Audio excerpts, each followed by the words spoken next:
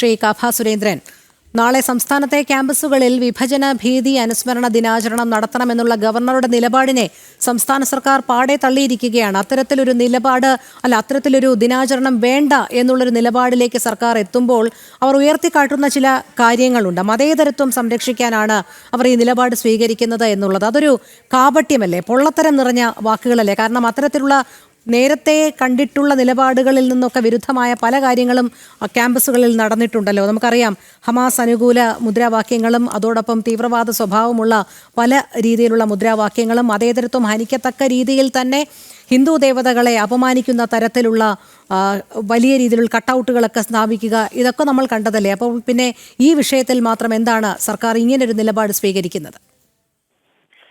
അതിന്റെ യഥാർത്ഥ കാരണം ഈ മതേതരത്വം ഒന്നുമല്ല വിഷയം.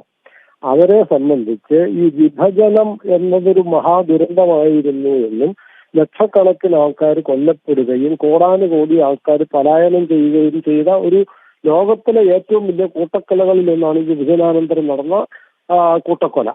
അതിന്റെ കാരണക്കാർ, ഭാരത വിഭജനത്തിന്റെ കാരണക്കാർ, അതിലൊരു മുഖ്യ പങ്ക് വഹിച്ചത് കമ്മ്യൂണിസ്റ്റുകാരാണ്.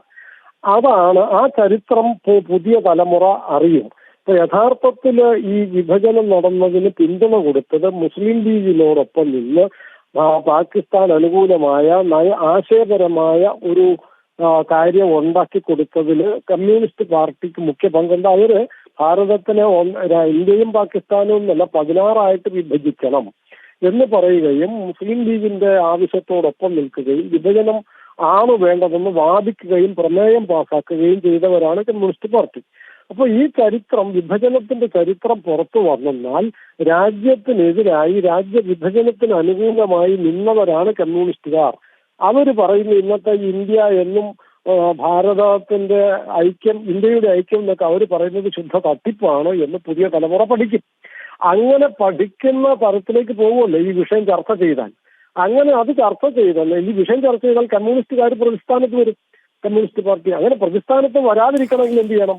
മതേതരത്വത്തിന്റെ മുഖംമൂടി വെച്ചുകൊണ്ട് ഈ വിഷയം ചർച്ചയ്ക്ക് വരാതിരിക്കണം. അപ്പൊ ചരിത്രം ആരും തിരിച്ചറിയരുത്, കമ്മ്യൂണിസ്റ്റ് പാർട്ടിയുടെ കപടമുഖം ആരും തിരിച്ചറിയരുത് എന്നുള്ള ഗൂഢമായ താല്പര്യമാണ് അവരിതിനെ എതിർക്കാൻ കാരണം. അല്ലാണ്ട് ഗവർണറോ മതേതരത്വമോ ഒന്നും അല്ല വിഷയം.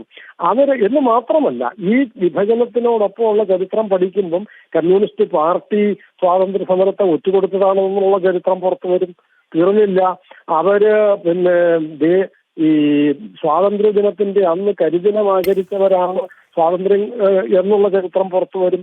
അവര് ഭാരത സ്വാതന്ത്ര്യത്തിനെതിരെ, സ്വതന്ത്ര ഭാരതത്തിനെതിരെ യുദ്ധം ചെയ്തു. 1948 പരസ്യമായ യുദ്ധം പ്രഖ്യാപിക്കുകയും ഭാരത സർക്കാരുമായി ഏറ്റുമുട്ടി.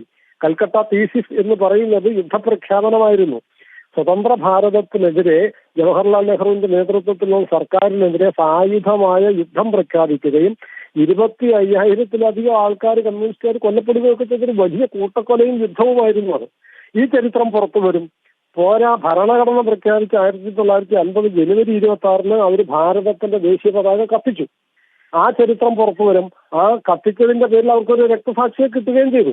അതാണ് സർദാർ ഗോപാലകൃഷ്ണൻ എന്ന് പറയുന്ന തൃശൂർ ജില്ലയിൽ നാട്ടിക എന്ന് പറയുന്ന സ്ഥലത്ത് സർദാർ ഗോപാലകൃഷ്ണൻ പാർട്ടിയുടെ ആഹ്വാനപ്രകാരം ദേശീയ പതാക കത്തിക്കാൻ പോയതാണ്. പോലീസുകാർ പിടിക്കുകയും മർദ്ദിക്കുകയും ചെയ്ത മർദ്ദനമേറ്റ് സർദാർ ഗോപാലകൃഷ്ണൻ മരിക്കുകയും കഴിഞ്ഞ 2025 ജനുവരി 26-ന് തന്നെ, അതായത് ഈ കഴിഞ്ഞ തവണ തന്നെ റിപ്പബ്ലിക് ദിനത്തിൽ അവര് ഈ സർദാർ ഗോപാലകൃഷ്ണന്റെ രക്തസാക്ഷി ദിനാചരണം നടത്തിയവരാണ്. ഈ ചരിത്രം മുഴുവൻ ഇവർ ഭാരത പതാക കത്തിച്ചവരാണ്, സ്വാതന്ത്ര്യദിനം കരിദിനമായി ആചരിച്ചവരാണ്, സ്വതന്ത്ര ഭാരത സർക്കാരിനെതിരെ യുദ്ധം ചെയ്തവരാണ്, ബ്രിട്ടീഷുകാർക്കൊപ്പം നിന്നവരാണ്, ബ്രിട്ടീഷുകാർക്ക് വേണ്ടി പട്ടാളപ്പണി ചെയ്തവരാണ്, മുസ്ലിം ലീഗിനൊപ്പം ചേർന്ന് ഭാരത വിഭജനത്തിന്റെ കാരണക്കാരിൽ മുഖ്യ പങ്ക് വഹിച്ചവരാണ്. ഈ ചരിത്രം പുതിയ തലമുറ അറിയും എന്നുള്ളതാണ് വിഭജന കാര്യം ചർച്ചയായാൽ സംഭവിക്കാൻ പോകുന്നത്. അപ്പോൾ അങ്ങനെ അത് ചർച്ചയായെന്നാൽ ഇവരുടെ ഈ കപടമായ മുഖവും ഇന്നത്തെ നിലയ്ക്ക് പുത്തൻ തലമുറ അറിഞ്ഞെന്നാൽ അവരുടെ മുഖത്ത് കാർക്കിച്ചു തുപ്പും. 1947 ആഗസ്റ്റ് 15-ന് ആലപ്പുഴയിൽ സ്വാതന്ത്ര്യ ദിനത്തിന്റെ അന്ന് കമ്മ്യൂണിസ്റ്റ് പാർട്ടി ആലപ്പുഴ പട്ടണത്തിൽ പ്രകടനം നടത്തി. കരിദിനാചരണം പറഞ്ഞുകൊണ്ട് പ്രകടനം നടത്തുകയും പ്രകടനം നടത്തിയവരുടെ മുഖത്ത് ആലപ്പുഴയിലെ കർഷക തൊഴിലാളികൾ കാർക്കിച്ച് തുപ്പുകയും ചെയ്തിട്ടുണ്ട്.